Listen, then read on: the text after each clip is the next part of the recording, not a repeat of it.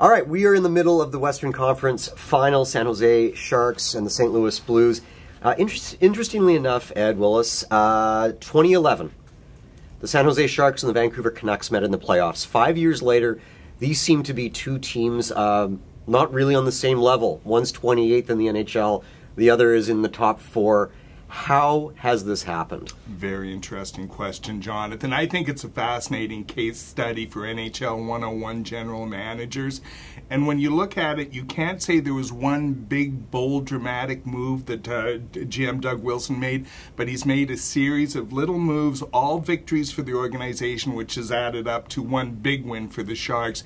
And you look at the way they filled out the bottom half of the roster, and I would submit that's been the key to their success this playoff season. Their third and fourth line, so dangerous. A player like Donskoy, who really nobody had ever heard of before these playoffs started, has emerged as a real difference maker. Now, having said all that, I don't think anybody saw this coming with the Sharks.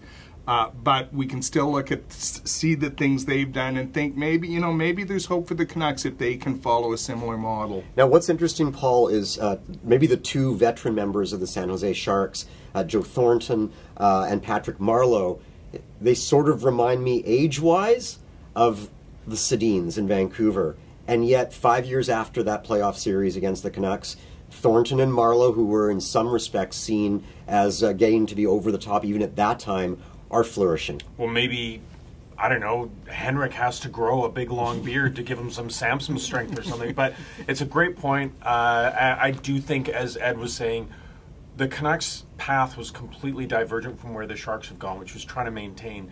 Canucks tried to get younger in a hurry, and it hasn't worked. The Sedins, you say they look different. I think a lot of that is the weight and the mileage that has come with having to carry the teams on their back. To Ed's point, though, if those young players took a big leap this year and you added the right parts, yeah, you'd say, why can't the Sedins play the roles of Marleau and Thornton? And certainly even you look at Brent Burns. Like, their impact players are the same as they were in 2011, around similar ages. So how have they been able to do it? And I think it's the Canucks being all in and then maybe not getting enough out of the Ryan Kessler deal. Shrewd moves here and there. It's the little moves that would have kept the bottom six relevant instead of hanging on to Chris Higgins. And I don't mean to pick on Chris Higgins, but it's those bit parts that weren't replaced, and that's left the Canucks really in no man's land. Ed, development is obviously important. Free agency is no guarantee. Trades are no guarantee. Doug Wilson is a guy who I think probably 2-3 years ago, some people thought his best before date had passed in San Jose, but he's made some shrewd moves.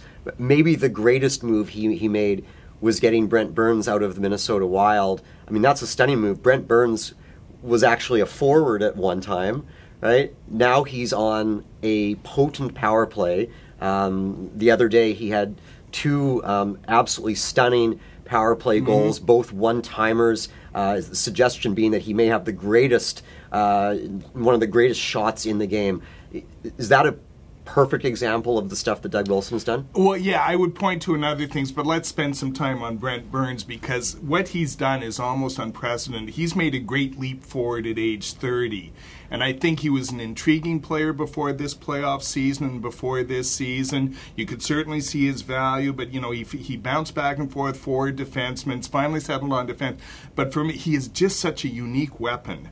And fits in so perfectly with what San Jose does. So I'm going to contradict myself in record time. As much as the Canucks can learn from some of the things, there's this element of serendipity, of just blind luck that plays a role, I think, in all teams, and Burns is a perfect example. Now, I think the two most underrated moves Doug Wilson made was hiring Pete DeBoer as the head coach, because this guy, nobody really thought of him as an elite coach. I think now, taking that New Jersey team to the Cup Finals as he did, and now what he's done with San Jose, he's kind of in that conversation. And the other one, and it's one of my major picking points with the Canucks organization, Marty Jones, North Vancouver kid, undrafted free agent. All they had to do was invest a 7th-round draft pick in him, and he was an elite-level WHL goalie in his final year.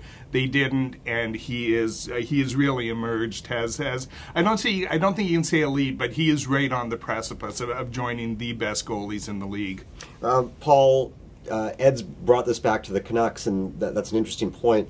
And what's interesting is that the Sharks, Pacific Division team, and we of course recently had a powerful Pacific Division team in the Los Angeles Kings, who could have gone further than they did this year, and the Anaheim Ducks, who had a spectacular season after a slow start. When you look at those three California teams, does that just spell continued trouble for the franchise here in Vancouver? Yeah, well, look a little east, Jonathan, and you see Alberta, both Calgary and Edmonton. What more trouble is there for the Canucks? Yeah, where do you turn if you're a Canucks fan? Where do you think that this team is going to fit in? How are they going to be competitive? Again, look, everyone knows the trouble the Oilers have had, but at some point you've got to hope that that's all going to click in for them, or fear that's going to click in for them. And Calgary has a young base as well, so this is not getting easier for the Canucks. I believe they have to stick with their plan. They have to believe in what they've done, because if you try and start again, you're out of it for a decade. All right, well, it'll be interesting to see if the Sharks, of course, can win their first Stanley Cup. Thanks, guys.